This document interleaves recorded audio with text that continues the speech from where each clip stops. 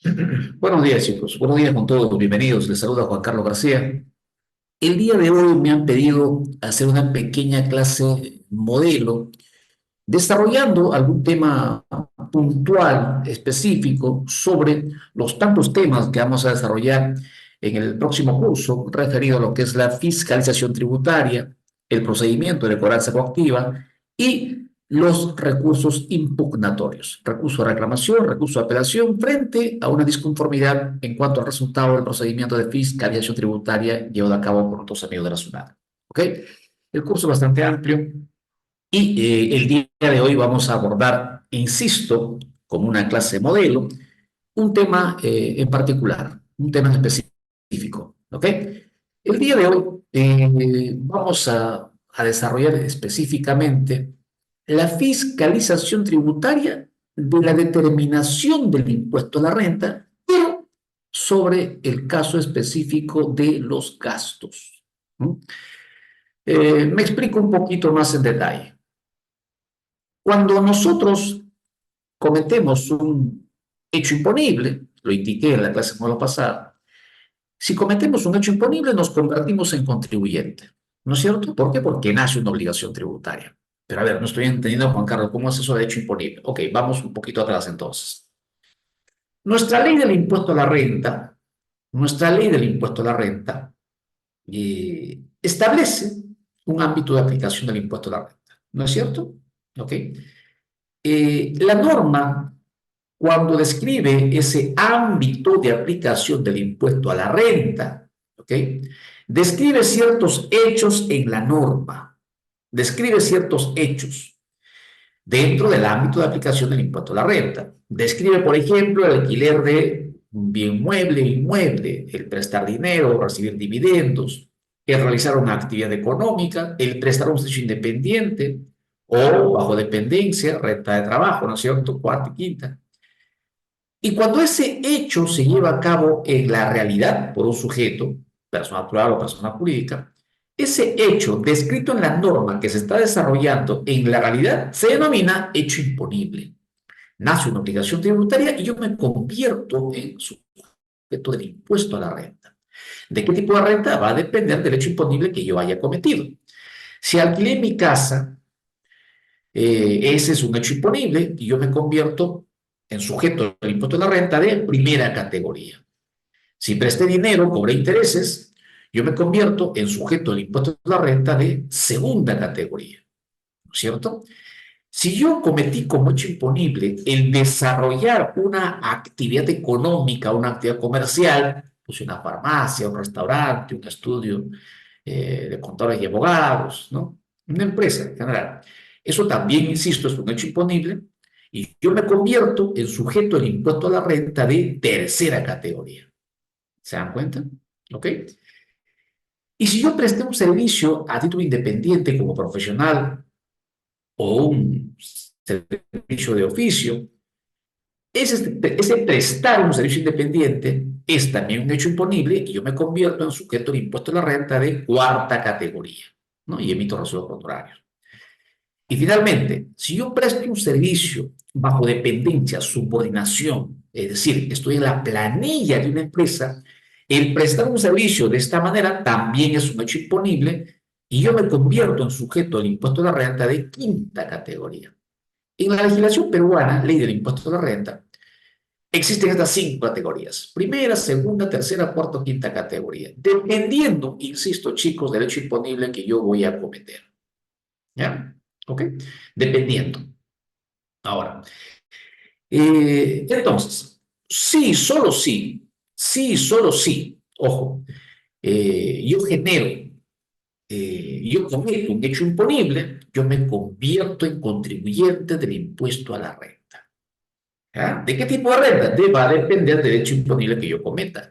Alquilé mi casa, renta de primera categoría.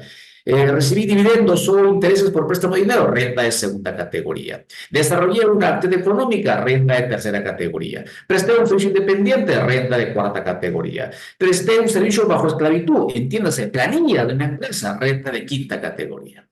¿Ya? ¿Ok, ok? Ese es el primer paso que vamos a cometer para convertirnos en sujeto del impuesto a la renta? El cometer un hecho imponible. ¿Ok? Y que ya saben ustedes que el hecho imponible es llevar a cabo en la realidad el hecho descrito en la norma, ¿no? Dentro de lo que es el ámbito de aplicación del impuesto a la renta. ¿Ok, chicos? Muy bien. Sin ánimos de acuerdo con este tema, tengas en cuenta lo siguiente. Cuando yo ya me convertí en contribuyente, sea de primera, segunda, tercera, cuarta o quinta categoría, el segundo paso importantísimo es saber determinar el impuesto a la renta. Ojo, determinar mi obligación tributaria, determinar mi impuesto a la renta, ya sea primera, segunda, tercera o cuarta o quinta categoría. ¿No es cierto? ¿Ok? En esta oportunidad vamos a ubicarnos específicamente en la generación de renta de tercera categoría. Ahí nos vamos a ubicar el día de hoy. Si yo cometo el hecho imponible de desarrollar una actividad económica, ojo con esto, una actividad económica, ¿ok? Yo cometo un hecho imponible. ¿Y qué renta genero? Generas renta de tercera categoría, así de sencillo. Generas una renta de tercera categoría, ¿ya? Y cuando generas una renta de tercera categoría, recuerda que el segundo paso importantísimo, ¿cuál es? Determinar tu impuesto a la renta, ¿no es cierto? Determinar tu obligación tributaria. Entonces ahí me dirán, pero Juan Carlos, un momentito. Si usted genera renta de tercera categoría, aquí tenemos cuatro posibles regímenes tributarios, ¿no es cierto? Claro, pues existen cuatro regímenes tributarios para efectos de determinar el impuesto a la renta, mi obligación tributaria cuando es renta de tercera categoría. Nuevo RUS, régimen especial, régimen MIPE tributario, régimen general. ¿Ok? Insisto, nuevo RUS, claro está, en tanto y cuanto cumplan las condiciones para poder acogerte al régimen de nuevo RUS.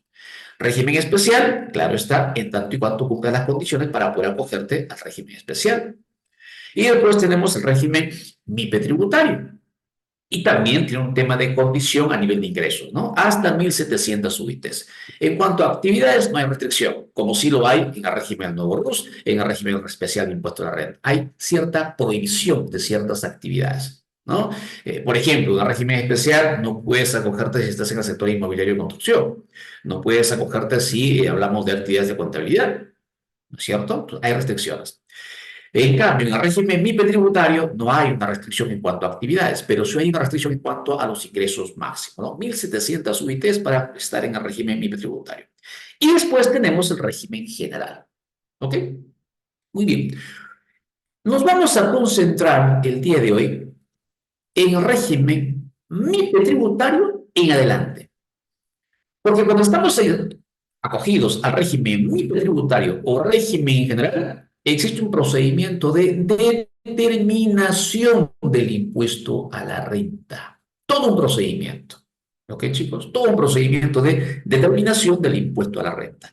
A partir del régimen MIPE tributario. ¿Y por qué me estoy acogiendo al régimen MIPE tributario general? Porque has cometido el hecho imponible de tener una actividad económica, una actividad empresarial. Y en consecuencia, tienes que acogerte, si puedes, al nuevo RUS, si puedes, al régimen especial, si puedes, al régimen tributario o al régimen general, si no hay más opción. ¿Ok? Entonces, ¿cuál es el segundo paso que se había indicado? El segundo paso es saber determinar el impuesto a la renta. Y eso es lo que vamos a ver en pantalla. ¿Ok? Determinación del impuesto a la renta estando en el régimen MIPE tributario o régimen general. ¿Ok, chicos? Todo el esquema que ustedes están viendo ahí son los pasos que tú tienes que seguir. ¿Para qué? Para determinar tu impuesto a la renta resultante, ¿no es cierto? ¿Ok? Y ahora, ¿por qué la importancia de esto, de este procedimiento de determinación del impuesto a la renta? Primero, porque se va a determinar tu impuesto a la renta a pagar, ¿no? De corresponder, obviamente, porque también puedes tener pérdidas o ejercicio, ¿no? Va a depender de eso, ¿ok? Y la segunda razón importantísima es que cuando hablamos de un procedimiento de fiscalización tributaria de parte de SUNAT, el objeto fundamental que se tiene en un procedimiento de fiscalización tributaria es precisamente verificar si el contribuyente ha determinado correctamente o no su impuesto a la renta, su obligación tributaria. ¿Ok, chicos? Ahí la importancia. Entonces, SUNAT va a verificar si determinaste correctamente o no tu impuesto a la renta. Y ustedes saben que el procedimiento de FISC es mucho más común cuando hablamos de renta de tercera categoría. Entonces, ¿la renta de primera no se fiscaliza? Sí, también se puede fiscalizar. La renta de segunda igual. La renta de trabajo, entiéndase cuarta y quinta, también. Pero el que más se fiscaliza, ustedes saben que es la renta de tercera categoría. Es decir, lo que más se fiscaliza es la determinación del impuesto a la renta cuando estamos hablando de un contribuyente que genera renta de tercera categoría. Y dentro de esto, lo que más se fiscaliza son los contribuyentes que están en el régimen MIPE tributario y régimen general. ¿Ya? Muy bien. Entonces, ¿cómo se determina el impuesto a la renta estando ya en el régimen MIPE tributario o régimen general? Ahí en pantalla, lo primero. Arriba, arriba, arriba, se parte de la premisa básica de considerar ingresos brutos devengados. Atención con esto. Ingresos brutos devengados. A ver, Juan Carlos, ¿por qué haces hincapié en devengar? ¿Por qué? Porque no son cualquier ingreso, pues, muchachos. No es cualquier ingreso. Ustedes saben que a nivel contable, ustedes colocan como ingreso todo lo que simplemente sea ingreso para la empresa como tal, ¿no es cierto? Y más asociado con el cobro efectivo, con el pago efectivo, ¿no es cierto? Ahí ustedes lo consideran como un ingreso contable, financiero, ¿no es cierto? ¿Ok? Pero para efectos tributarios, no estamos hablando de ese tipo de ingreso necesariamente. Para efectos tributarios, hablamos del reconocimiento de ingresos brutos devengados. Y entiéndase que son ingresos brutos devengados cuando se ha dado el hecho sustancial por el cual para mí, como vendedor, nace mi derecho a cobrar. Ojo con esto. Basta que simplemente nazca mi derecho a cobrar por la venta de un bien o un servicio para que sea para mí un ingreso devengado para efectos tributarios. O sea, Juan Carlos está dando a entender que no importa si la empresa cobró o no cobró, efectivamente, es irrelevante si la empresa cobró o no cobró. ¿Ok? Es irrelevante. Ah, caramba, entonces, a ver, repitiendo, se debe reconocer ingresos brutos devengados, entendiéndose, en resumen y en castellano, que bajo el principio del devengado se reconoce un ingreso cuando se ha dado el hecho sustancial por el cual para mí como vendedor nace mi derecho a cobrar y para el comprador nace su obligación a pagar. Repito, tiene que haberse dado el hecho sustancial por el cual para mí como vendedor nace mi derecho a cobrar y para el comprador nace la obligación a pagar. Entonces la pregunta que cae de madura es, ¿y cuál es ese hecho sustancial, Juan Carlos? ¿No es cierto? Bastante sencillo. Si hablamos de la venta de bienes muebles o inmuebles, el hecho sustancial es la entrega del bien, la transferencia del bien a favor del comprador, la transferencia de los riesgos y beneficios a favor del comprador. Ese es el hecho sustancial. En el momento en que se dé la entrega, la transferencia del bien, en ese momento se entiende que es un ingreso devengado a favor del vendedor y es un gasto devengado a favor del comprador. Gasto-costo, ¿no es cierto? Dependiendo, pues, de qué estemos hablando. ¿Ok? Ah, muy bien. Y no importa el tema del pago. No, no importa el pago. Si se pagó o no se pagó, si te estafaron o no, no interesa. Para efectos tributarios es un ingreso devengado. ¿Ok? Y cuando se trata de la prestación de servicios, el hecho sustancial es precisamente la prestación del servicio, ya sea total o parcial. ¿Okay? De tal manera que se va reconociendo el ingreso como devengado, el gasto como devengado, de acuerdo al grado de realización de la prestación del servicio. ¿Okay? Entonces, si se prestó solamente un 50% de ese servicio en un ejercicio, ¿solamente se reconoce el 50%? Sí, efectivamente. Y el otro 50% en el ejercicio en que se termine de prestar el servicio. Ah, muy bien. Y si se prestó el servicio al 100% en el ejercicio, se reconoce al 100% como ingreso o gasto en ese ejercicio.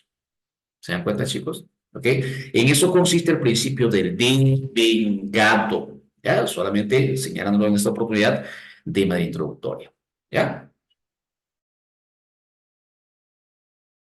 Muy bien, si me estoy dejando entender. A ver, el día de, a ver, vamos a ver una fecha que sea, ok, el 20 de diciembre, pregunto, pregunto si me estoy dejando entender. El 20 de diciembre del 2023, yo pacté la venta de un televisor. Yo tengo una tienda, vendo electrodomésticos y el 20 de diciembre del 2023 yo pacté la venta de un televisor. 20 de diciembre.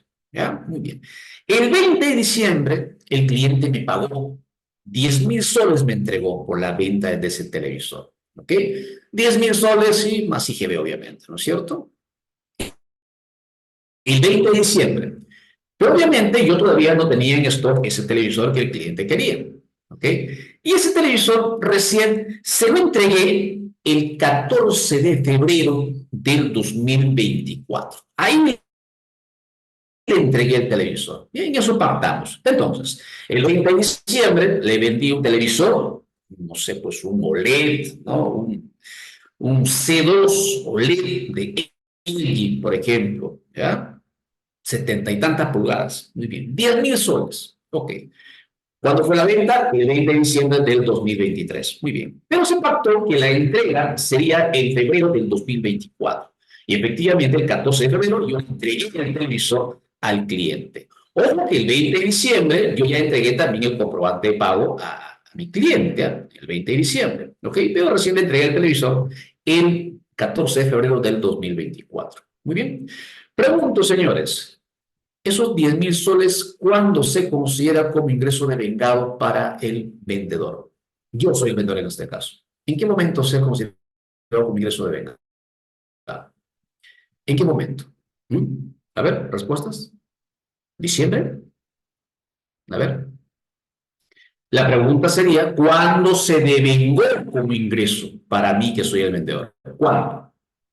Y tendríamos que retroceder un poquito, ¿no es cierto? Y decir, a ver, se devenga, ¿cuándo? Cuando se da el hecho sustancial de que nació para mí, ¿no? Se dio el hecho sustancial que permitió que nazca para mí mi derecho a cobrar. Y para el comprador su obligación a pagar. ¿Y cuál es el hecho sustancial en el caso de la venta de bienes muebles e inmuebles? ¿Cuál es el hecho sustancial? ¿Cuál es? ¿Cuál es? Pregunto, ¿cuál es el hecho sustancial para entender que se ha devengado un ingreso en la venta de bienes muebles e inmuebles? ¿Cuál? No. ¿Cuál es el hecho sustancial? ¿Mm? La entrega del bien, muchachos. La transferencia de los riesgos y beneficios del bien a favor del comprador. Cuando se ve ese hecho sustancial, ahí se devenga el ingreso. ¿Ok? Se devenga el gasto para el comprador. ¿Cuándo se da la entrega del bien? ¿Cuándo se da la entrega? El 14 de febrero del 2024. En consecuencia, recién el 14 de febrero del 2024, ese ingreso es devengado. ¿Cuánto? Los 10.000 soles. ¿Se dan cuenta?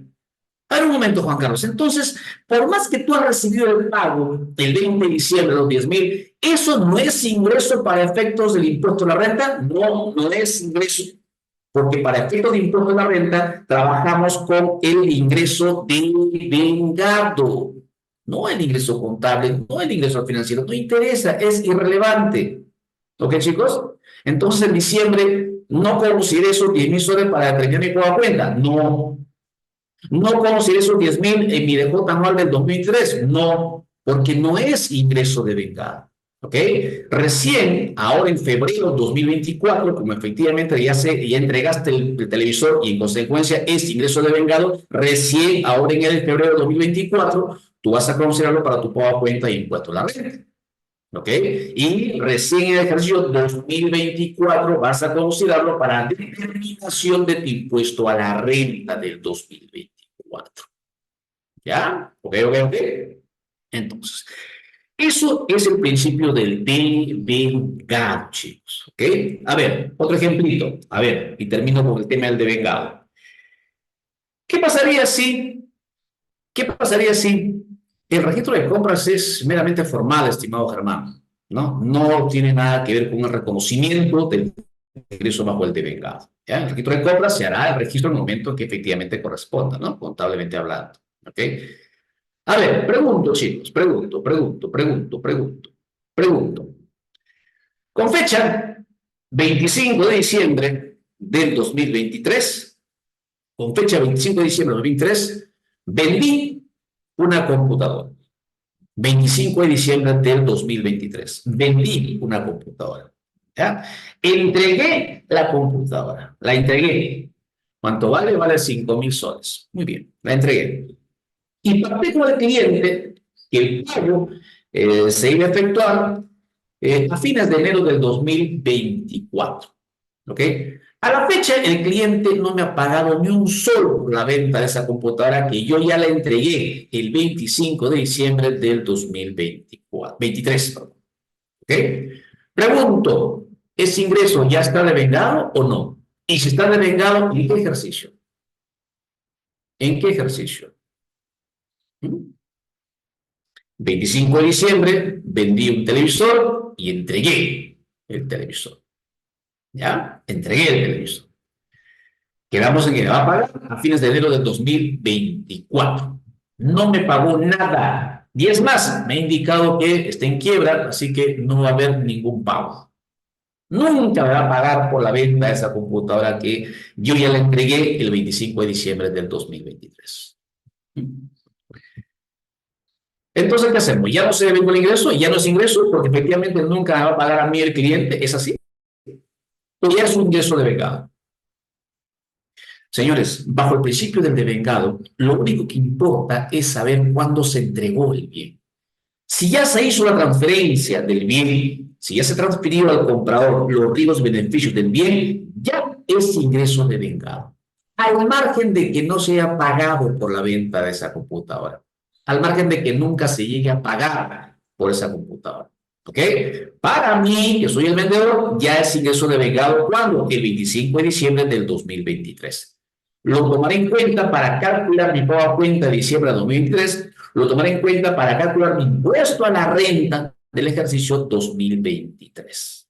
¿Ok, chicos? ¿Ok? Al margen de que no me hayan pagado ni un sol por la venta de ese bien. ¿Ok? ¿Se entendió esta parte, por favor? Principio de vengado. Funciona tanto para el reconocimiento de ingreso como para el reconocimiento del gasto o costo. ¿Ok? Muy bien. A ver, a ver. A ver, hay una consultita que, a ver, voy a responderla, ¿ya? A ver. Amilcar consulta, dice, soy empresa exportadora de palta y si en destino, país del exterior, se define el precio de un bien, ¿sería una condición suspensiva? Por tanto, ¿sería devengado en destino? ¿Verdad? Gracias por su respuesta. A ver, estimado Amilcar, ojo con esto. El tema del el precio del bien no es que al menos no lo puedas determinar en este momento. Que tengas que hacer un ajuste a tu precio es cosa distinta. Pero frente a una fisca, no van a aceptar como condición suspensiva el que no sea determinado exactamente el valor del bien. Cuidado con eso. ¿Ya? Cuidado con eso. Lo que te van a decir es, usted, ¿no? Usted pudo haber determinado un precio y si después en destino hay un ajuste porque, no sé, se dañó un poco la mercadería, hubo un poco no sé, pues de desmedro, ¿no es cierto?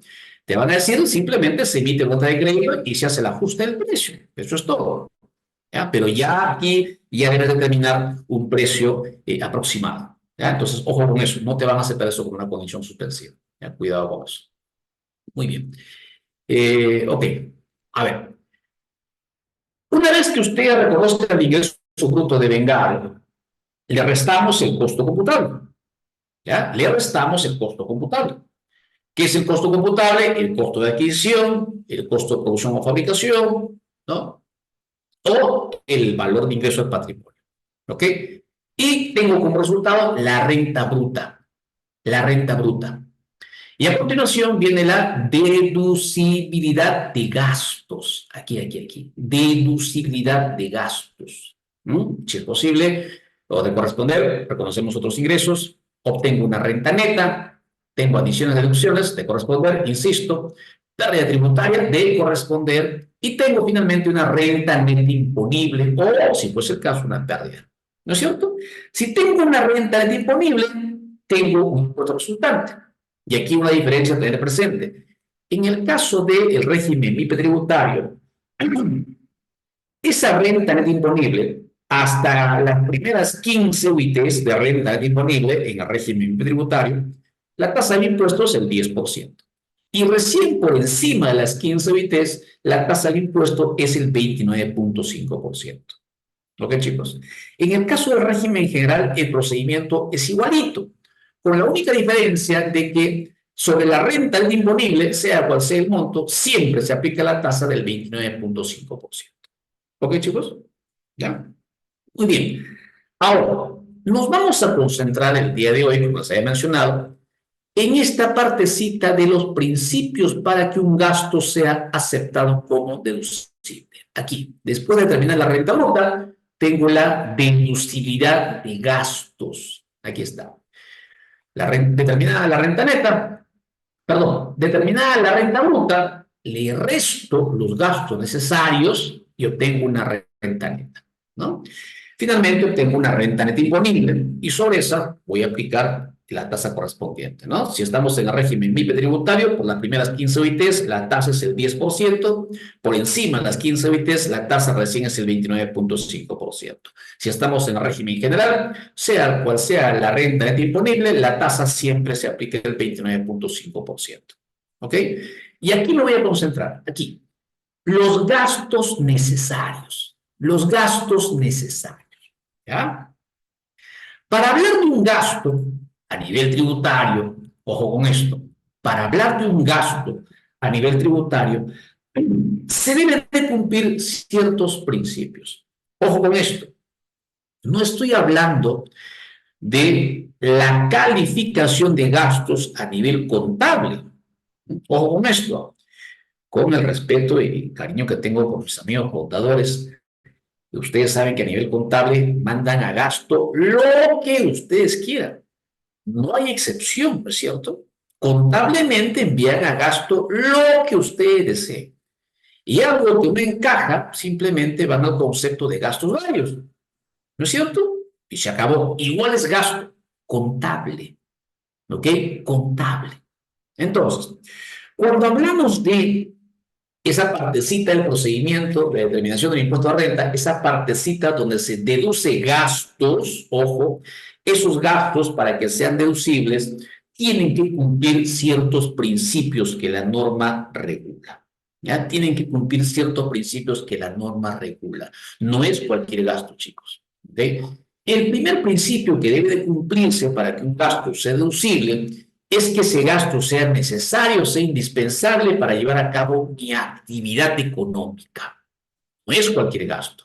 No significa que, por ejemplo, ustedes como empresarios se van de vacaciones, ¿no? Fuera del país y pretendan que ese gasto sea un gasto deducible para determinar su impuesto a la renta. Ese gasto es un gasto personal, no es un gasto necesario, indispensable para que ustedes puedan determinar su impuesto a la renta. Entonces, cuando hablamos del principio de causalidad, en resumen, se refiere a que el gasto que va a ser deducible es aquel gasto que es necesario, indispensable para que yo pueda llevar a cabo mi actividad económica. Mantener la fuente que me genera esta renta grabada con el impuesto a la renta. ¿Ok, chicos? ¿Ya? Ahora, un dato importante. Alegando el principio de causalidad, no vayas a pensar que puede ser cualquier servicio o cualquier venta de bien que esté vinculado con mi actividad económica. Ojo con eso, chicos. Tampoco funciona de esta manera. Vamos a un ejemplo para dejarme entender. ¿Ya? Vamos a un ejemplito. A ver, ustedes son una empresa que prestan servicios de asesoría contable, asesoría tributaria, empresarial. ¿Ok? Muy bien. Y debido a que han captado clientes que tienen operaciones con sujetos no domiciliados, ustedes como empresa necesitan la capacitación de un curso sobre este tema, ¿no? El impuesto a la renta IGB en las operaciones con sujetos no domiciliados. Un cursito de aproximadamente 9 horas, ¿no? ¿Qué es lo que ustedes necesitan? ¿Okay? Han cotizado con diversos estudios, ¿no es cierto? ¿Ok? Y ustedes pretenden deducir como gasto un curso de capacitación sobre el impuesto a la renta IGB con operaciones con sujetos no domiciliados y resulta que la factura es de 50.000 soles. Primera pregunta, ese servicio que ustedes están buscando, ¿no?, que van a recibir, ese servicio, primera pregunta, ¿es algo necesario, indispensable para llevar a cabo tu actividad económica? ¿Sí o no? Recuerda que tú eres una empresa que brinda asesoría contable tributaria empresarial. Y justamente tienes clientes que tienen operaciones con sujetos no domiciliados. Entonces, necesitas efectivamente capacitarte sobre estos temas, ¿no es cierto? Necesitas capacitarte sobre estos temas. Entonces, es necesario, es indispensable, ¿no es cierto? Ok, pero la pregunta es, ¿acaso es razonable pagar por un curso aquí en el Perú de 9 horas 50.000 soles? ¿Sería razonable? ¿Mm? ¿Es normal? ¿Mm? ¿Y creen que eso es normal? Ojo con esto. Son dos aspectos que tú tienes que evaluar. Primero, si es un gasto necesario e indispensable para llevar a cabo mi actividad económica. Y segundo, respetar los criterios conformantes del principio de causalidad. ¿Cuál? Que ese gasto sea razonable, que ese gasto sea normal, sea necesario, sea proporcional. Entonces, ¿cómo voy a medir este gasto si es razonable, Juan Carlos? A valor de mercado. Si ustedes cotizan y con diversos estudios o profesionales tributaristas, van a ver que un curso de 9 horas en promedio está 6.000, 7.000, 9.000 soles con el estudio más top de Lima, ¿no es cierto? Pero no va a superar los 10.000 soles un curso de esa naturaleza, ¿no es cierto? ¿No? Porque acá el tema es bastante puntual, ¿no? El impuesto a la renta e IGB en las operaciones con sujetos no domiciliados. ¿Se dan cuenta? Entonces, si hacemos un estudio a valor de mercado, no supera los 10.000 soles. Entonces, hablando de 50.000 soles, obviamente cuando su te fiscalice va a decir, señor, este gasto, si bien es cierto, tiene que ver con su actividad económica, es algo necesario, indispensable para llevar a cabo su actividad económica, sin embargo, señor, consideramos que ese gasto no es razonable. ¿Ya? Entonces van a reparar ese gasto. Mucho cuidado con esto. Entonces, en resumen, bajo el principio de causalidad, tienes que tener en cuenta que es deducible como gasto aquellos gastos que son necesarios, indispensables para llevar a cabo tu actividad económica. No obstante, también debes tener presente que debes cumplir con los criterios conformantes del principio de causalidad. Significa que ese gasto no tiene que ser, razonable, normal, necesario, proporcional a tus ingresos. ¿Ya? Ojo con eso. En eso consiste el principio de causalidad, chicos. ¿Ya? Ahora, viéndolo simplemente así, de manera superficial, y ya en el curso vamos a ver de manera detallada, e inclusive con la jurisprudencia aplicable al caso, con casos de la vida real. ¿Ya? Ojo con eso. Aquí tengo el resumen. Fíjate, además de los criterios de razonabilidad, necesidad y normalidad, proporcionalidad, se debe tomar en consideración la finalidad de ese gasto que se realiza. Sí o sí tiene que estar vinculado con mi actividad económica. Tiene que ser un gasto necesario, indispensable para llevar a cabo mi actividad económica o mantener la fuente que me genera esa renta grabada con el impuesto de renta. ¿Ya? Mucho cuidado con el principio de causalidad. Además del principio de causalidad, chicos, tenemos también que cumplir con el principio de la fehaciencia de la operación. Mucho cuidado con este principio, chicos, mucho cuidado con este principio, ojo, porque es el caballito de batalla de SUNAT en los procedimientos de fiscalización tributaria. En todos los procedimientos de fiscal que me ha tocado atender, ninguno ha faltado este principio de la fehaciencia de la operación. Siempre han pretendido reparar un gasto alegando que no se ha cumplido con el principio de la fehaciencia de la operación. ¿Ya? Mucho cuidado con eso.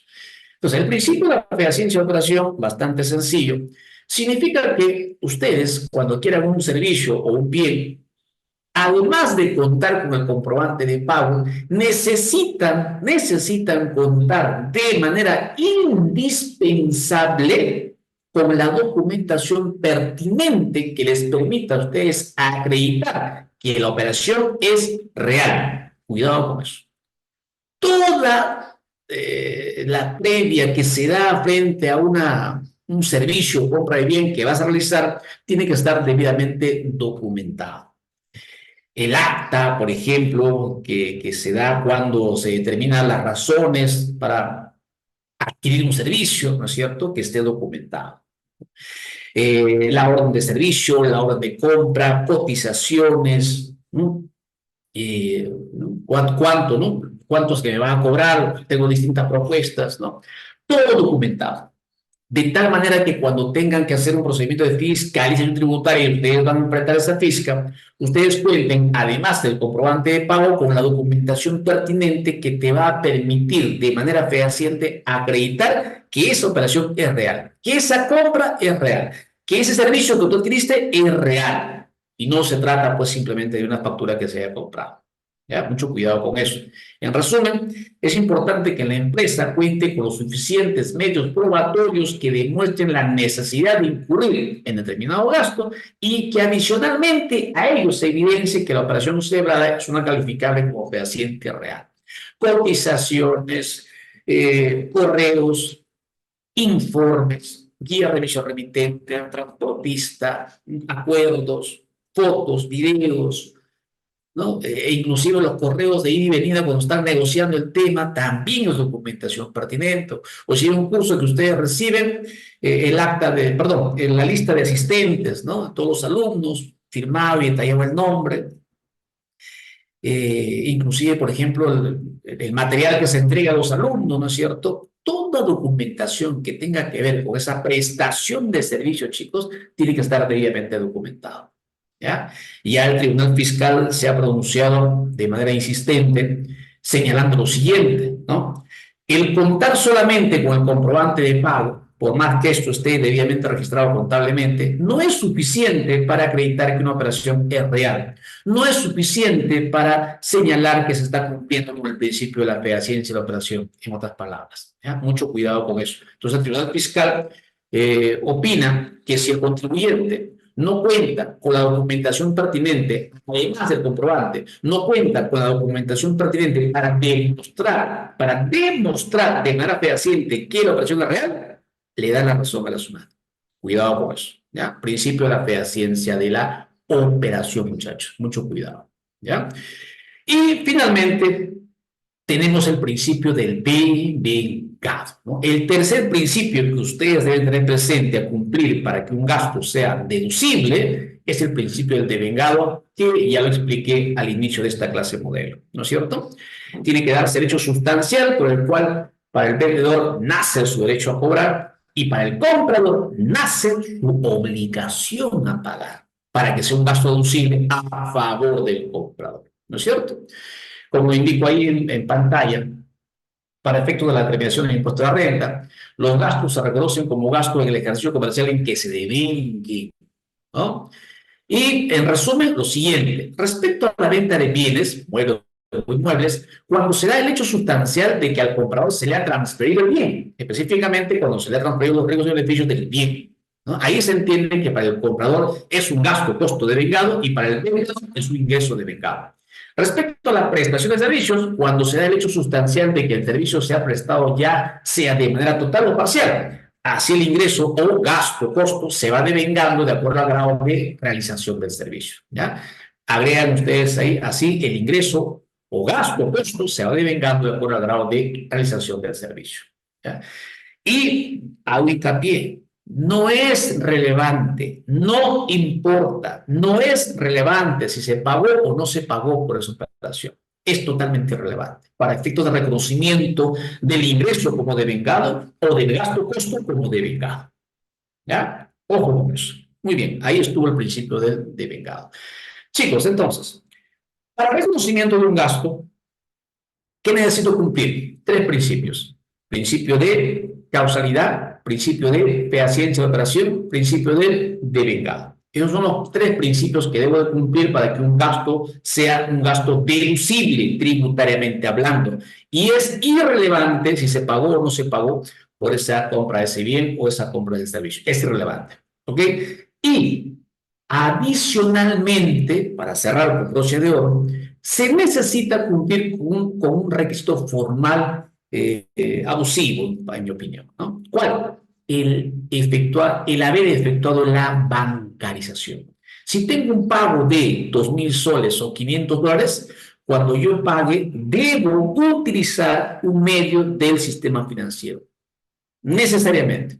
Si yo no bancarizo esta operación, que es por un importe de 2.000 o 500 dólares, si yo no bancarizo, chao gasto. No se acepta el gasto como deducible. Al margen de que haya cumplido con la causalidad, la fehaciencia de la operación, el principio del devengado, si yo no bancaricé ese pago, el gasto se repara. No hay forma de que sea aceptado. El gasto se repara sí o sí. Entonces, toma nota, por favor. Para que un gasto sea deducible, debes de cumplir con tres principios. ¿Cuál? Principio de causalidad, principio de la fehaciencia de la operación, principio del devengado y también cumplir con el requisito formal de la bancarización. Si cumples estos tres principios y también con la bancarización, entonces tu gasto ya es un gasto deducible para efectos tributarios. ¿Ya? Muy bien. Muy bien, chicos. Hasta aquí llegamos el día de hoy con esta pequeña clase modelo. Y todo esto lo vamos a ver ya en detalle y respaldada con la jurisprudencia, ¿no? También informes de parte de SUNAT, resolución de la autoridad fiscal, para que ustedes sepan cómo resuelve la autoridad fiscal y ustedes vean, pues, si es posible, si es viable o no, si es razonable o no. Eh, recurrir a los recursos impugnatorios, recurso de reclamación, recurso de apelación, ¿no es cierto? Entonces, ahí tú tienes que evaluar muy bien si efectivamente estás cumpliendo o no estás cumpliendo con el principio de causalidad, de de operación, principio de devengado y sobre todo si has cumplido o no con la bancarización. ¿Ya? Tómalo en cuenta, por favor. Esto y todo esto y mucho más, chicos, en el próximo curso, tratarse sobre fiscalización tributaria, procedimiento de cobranza coactiva y presentación de recursos impugnatorios. ¿Ya? Muy bien. A ver, usted. Isabel, buenos días. Me entendí tu pregunta. ¿Es eso gasto para deducir en base imponible? No entiendo tu pregunta, Isabel. Si nos lo planteas, por favor. La bancarización es obligatoria a partir de 2.000 soles o 500 dólares, Marilo. ¿Ya? A ver, replanteas tu pregunta, Isabel. No, no es entendible. A ver, una consulta. ¿Eso gasto para deducir es base imponible de cada? No, no entiendo la pregunta, Isabel. Base imponible. A ver, entiendo que se repara un gasto. A ver, no sé si te refieres al tema de que si tengo una operación por 1.000 soles más IGB, 1.180, ¿qué se repara? Los 1.000, que es el importe de la operación, ¿no? Para el efecto impuesto de renta. Los 180 es un tema de IGB y se va a reparar, pero vía el reparo del crédito fiscal. No sé si por ahí va tu pregunta, Isabel. ¿2.000 soles en cada gasto o en general? Es por el importe de la operación, estimado Rodrigo. Por el importe de la operación. Muy bien, chicos.